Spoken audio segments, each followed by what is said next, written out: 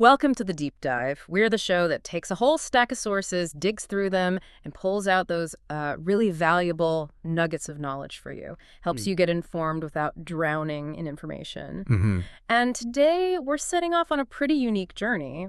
It's not history, not science exactly, but something, well, much older and really personal. Deeply transformative, actually. Yeah. Imagine getting wisdom straight from the source, but not like a lecture, more like a spontaneous burst of enlightened joy. That's a great way to put it. Our focus today is this fascinating text, 56 Udāna Gathā, which translates to 56 Buddha exclamatory verses. It's dating December 10th, 2497 BE. Okay. And it's not just some old sayings. It's quite rare, actually. It captures insights directly from the Buddha, like in the very moment he experienced them. Yeah. Moments of deep realization. Wow. So our mission then is to unpack these verses, which sound a bit mysterious, understand what they really mean, and crucially explore this specific kind of layered meditative path they seem to reveal. Exactly. A path that, according to the text, can really illuminate the mind, lead towards, well, ultimate self-mastery. And what grabs me is that these aren't just abstract ideas to think about. They seem to point to something concrete, an actual internal experience that could change how you perceive reality. So, yeah, if you're ready to explore what might be going on beneath the surface of your own consciousness, let's get into it. Okay, so these verses, they're known as Udāna. It means exclamatory verses. They're spontaneous words from the Buddha, uttered when he was, the text says, pleased in heart. Moments of pure, unprompted insight. Not like answering a question or giving a sermon. Exactly. That's what makes them so unique. And sometimes, yeah, a bit mysterious. You don't often get teachings delivered quite like this. Okay, so let's look at the first of these three core verses. It really seems to set the stage. It says, when phenomena appear to the diligent, meditating Brahmin, then all doubts of the Brahmin cease, because he understands phenomena arising from causes. Now, first off, the word Brahmin here, for listeners, that doesn't mean the caste, does it, in this context? No, not at all. Here, Brahmin means someone who is, let's say, spiritually pure, someone diligent in their meditation, really intensely seeking that ultimate truth. So it's about practice, not birth. Precisely. You become it through practice. Now, Dhamma, translated here as phenomena, it's a huge term. It means all things. Literally everything you can conceive of or experience. Everything. Everything. Form, name, and even the underlying causes that make them arise. So Dhamma is like the entire map of reality, and the text breaks us down into categories. Yes, exactly. It simplifies this vastness into three main types. First, you have wholesome, good phenomena, things that are entirely pure. Okay. Second, unwholesome, bad phenomena, things entirely impure. Right. And third, neutral phenomena, abhyakata Dhamma. Neither good nor bad, just neutral. And these three cover everything. Everything. Yeah. It's stressed that these three categories encompass all Dhamma in the entire Buddhist tradition. Past, present, future. It's fundamental. For the meditator, it instantly clarifies what's leading towards freedom and what's, keeping you stuck. That's huge. But okay, how does this idea of phenomena appearing actually happen? Like, what's the concrete experience for someone meditating diligently? What does it feel like? Well, the text gives this really vivid analogy. It compares the state of peering or meditating deeply to being in deep sleep, but then having vivid dreams. Okay. And it introduces this idea of a subtle human body, Yashu, God, that Anakwise speaks and thinks within those dreams, just like our physical body does when we're awake. So it's pointing to a kind of subtle inner dimension of experience. Exactly. It's not just a metaphor. It suggests an actual shift. So during meditation, you might first hit this dense darkness, the text calls it. Which is unwholesome, leads to doubt. Right. That's classed as akusala Dhamma, unwholesome. It brings up doubt, confusion, but then comes the critical moment if you achieve correct practice. That The breakthrough. Yes! Suddenly there's a flash of light that said plan. A clear internal vision. That's kausala Dhamma, wholesome. And the third category, the neutral one. That might manifest as a kind of fuzzy or unclear state. Neither dark nor really bright. Abhyakata Dhamma. Okay. And the key to navigating this, the text says the mind needs to stop. Yes, stop. Right at the absolute center of what it calls the Dharma sphere that makes up the human body. That stillness is the gateway. That sounds simple, but incredibly difficult. And that stopping allows the phenomena to appear, clearing the doubt. That's the idea. And the verse also mentions understanding Phenomena arising from causes. What are these basic causes? Yes, that stillness is crucial. And the causes. The source identifies 6 fundamental ones driving everything. They're divided into unwholesome and wholesome. The unwholesome ones are probably familiar. Greed, lobha, anger, dosa, and delusion. The roots of suffering. Exactly. And the wholesome causes are simply their opposites. Non-greed, alobha, non-anger, adosa, and non-delusion, amoha. Can you give some examples? How do those wholesome causes show up in practice? Sure. So, non-greed, that's the cause behind giving alms or generosity. You're acting not to get something, but out of letting go. Okay. Non-anger is the cause for observing precepts, maintaining inner peace, peace with others. Makes sense. And non-delusion. That's the driving force behind developing meditation itself, striving for clarity, for wisdom. Oh, I see. So when the meditator really sees this, how giving comes from non-greed, keeping precepts from non-anger, meditation from non-delusion, understands these causes and effects directly, poof, all doubts just vanish. That's the inside of that first verse. Wow. Okay. That naturally leads into the second verse, which seems to build right on this. It starts the same way. When phenomena appear to the diligent, meditating Brahmin, then all doubts of the Brahmin cease. But this time it's because he knows the cessation of all factors. Yes. Cessation of all factors. That sounds really profound. It is hugely significant. Yeah. This refers directly to dependent origination Patakasamuppada, that core Buddhist teaching. The 12 links? The very same. Yeah. The chain of 12 interconnected factors that explain how suffering arises. It's like dominoes falling. Ignorance, avidya, knocks over formations, sankhara, which triggers consciousness, vijnana, then mind and matter, namarupa, the 6 sense bases, salayatana, contact, phasa, feeling, vedana. Craving, tana, clinging, upadana, becoming bhava. Right, all the way to birth, jati, which then inevitably leads to aging, death, sorrow, lamentation, pain, grief, despair, the whole mass of suffering, jamarana. So the cessation of factors means stopping the dominoes, breaking the chain. Precisely that. The text explains it in reverse. When ignorance ceases, the entire chain ceases. Link by link, it just unravels. So no more aging, sickness, death. That's the implication, the complete eradication of it all. When that inner light appears in meditation, dispelling the darkness, that's a direct knowing of this cessation. Doubts just fall away because you've seen the mechanism. It's not theoretical anymore. You've seen how suffering ends. Exactly. Which brings us to the third verse. Again, it starts with that same core declaration, but ends with the powerful image.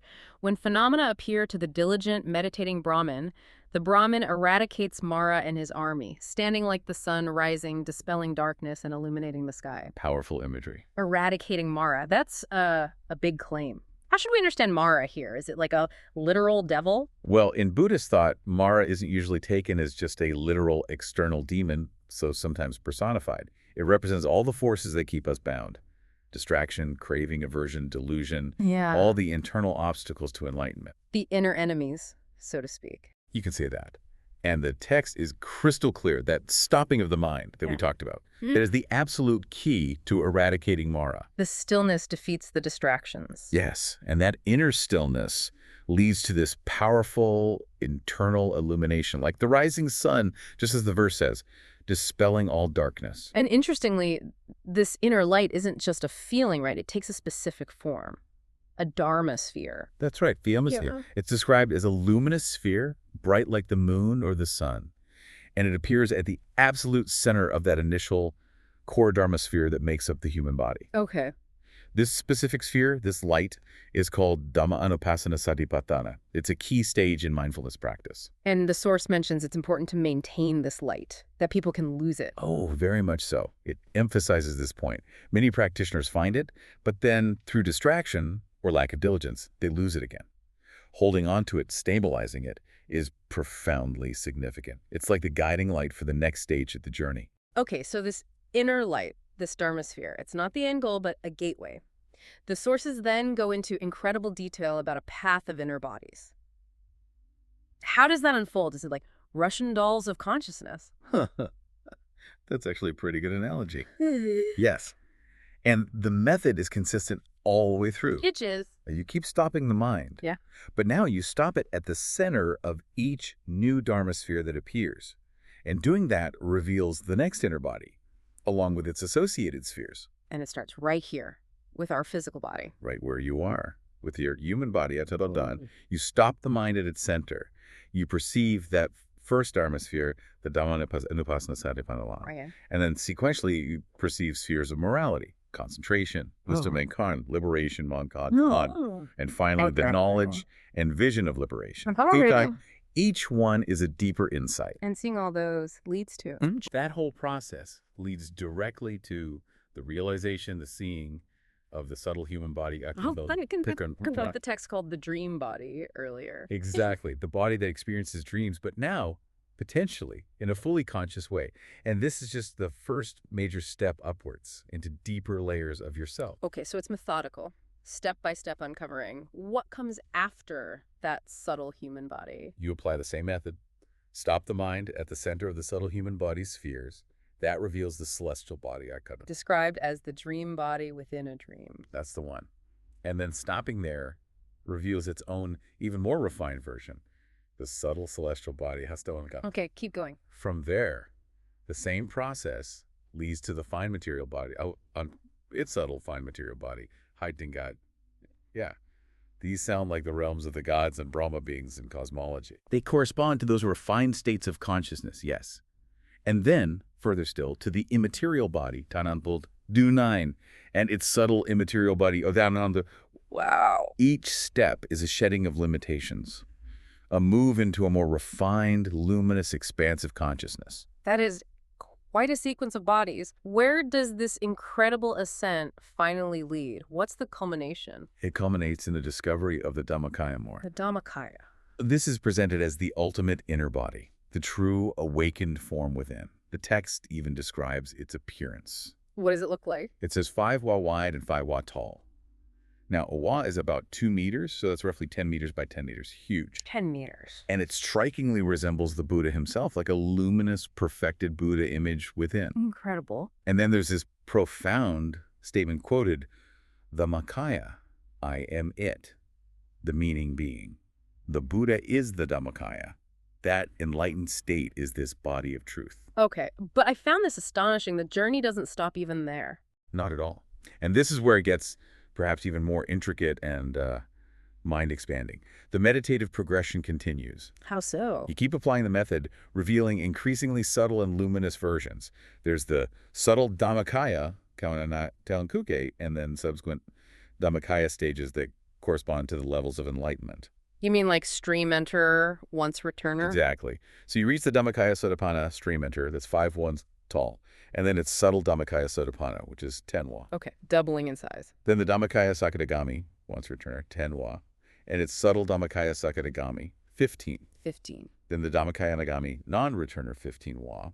And it's subtle Dhammakaya Anagami, 20 wa. 20 meters tall now. And finally, the Dhammakaya Arahant, the fully enlightened one, 20 wa. And it's subtle Dhammakaya Arahant. Wow. So it's not just finding one inner Buddha form, but progressing through all the levels of sainthood, of Buddhahood itself. That's how the path is described, yes. And the source says, countless arahant bodies can be reached.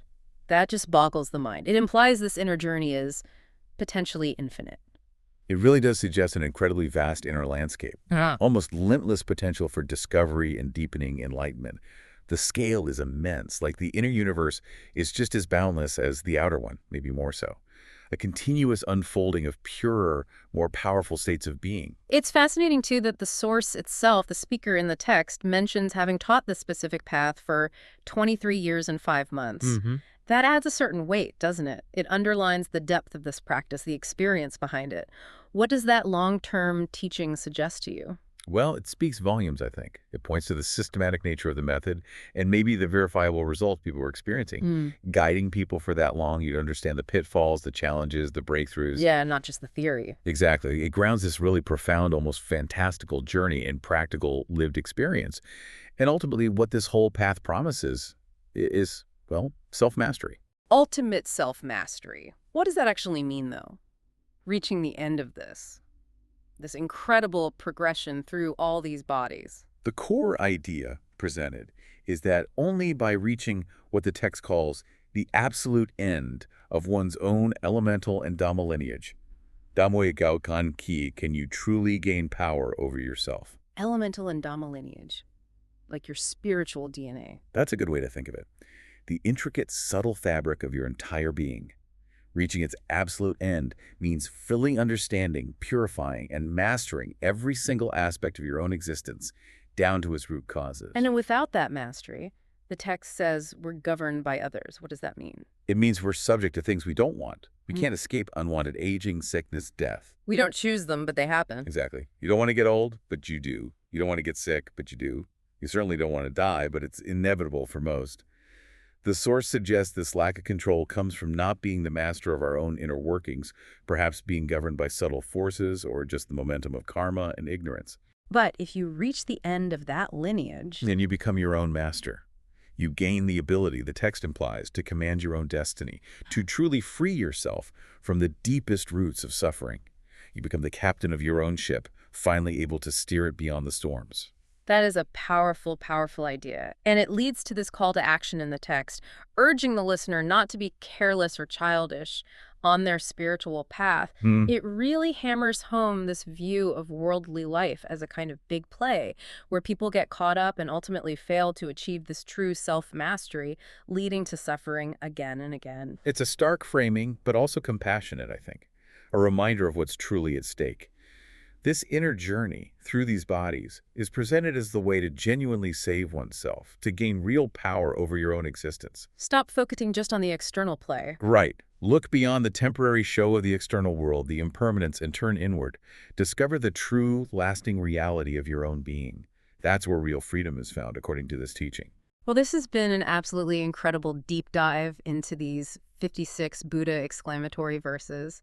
We've gone from these spontaneous moments of Buddha's joy through understanding all phenomena, the causes of suffering, how it ceases, and then into this incredibly detailed, layered path, this journey through inner bodies culminating in the Dhammakaya and beyond. It's truly an intricate map of inner discovery and potential liberation. A shortcut, in a way, to understanding some very deep spiritual ideas. Yeah, we've explored this idea that mastering yourself, maybe even processes like aging, sickness, death, isn't just philosophy. It's presented here as an attainable reality through this specific, profound inner work, illuminated by the Buddha's own insights. Absolutely. So maybe a final thought to leave you with. What if the real vastness, the true expanse of your existence, isn't out there, but in here? What if the universe you're trying to understand is actually much closer, residing in these subtle layers of your own being, just waiting to be explored through focused inner perception? And how might understanding and maybe even mastering these internal dimensions change your experience of aging, sickness, death? What might it mean for you to be truly fundamentally free?